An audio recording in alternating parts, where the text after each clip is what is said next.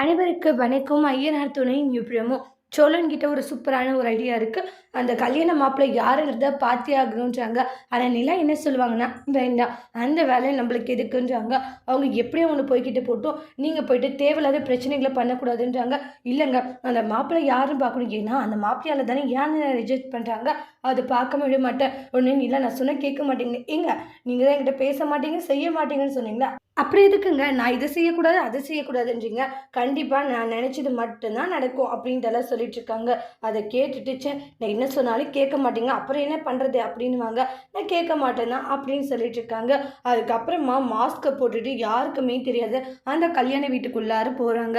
எப்படி போகுதுன்னு யோசிப்பாங்க. அப்புறம் தான் பார்த்தா ஷர்ட்டெல்லாம் இன் பண்ணிவிட்டு அதுக்கப்புறமா கூலிங் கிளாஸ் எல்லாம் போட்டுட்டு அப்புறமா முகத்தில் அந்த கண்ணாடி இது எல்லாமே போட்டு மறைச்சிட்டு பார்த்தீங்கன்னா அங்கிறது கிளம்புறாங்க. யாருக்குமே அடையாளம் தெரியக்கூடாதுன்றதுனால அந்த அளவுக்கு பக்காவாக கிளம்புறாங்க. ஆனால் அதெல்லாம் மீறியும் கஸ்தூரி இருந்துட்டு இவனை எங்கே பார்த்த மாதிரி இருக்கே அப்படின்னு சொல்லி யோசிக்கிறாங்க. ஐயோ இந்த அம்மா என்ன நம்மளை நோக்கி வருது, ஒருவேளை இந்த அம்மாவுக்கு நம்ம தான் அப்படின்றது தெரிஞ்சிருக்குமோ அப்படின்ற மாதிரி யோசிக்கிறாங்க. இந்த இடத்துல ரொம்ப ஜூம் பண்ணி தான் பார்த்துக்கிட்டு இருப்பாங்க.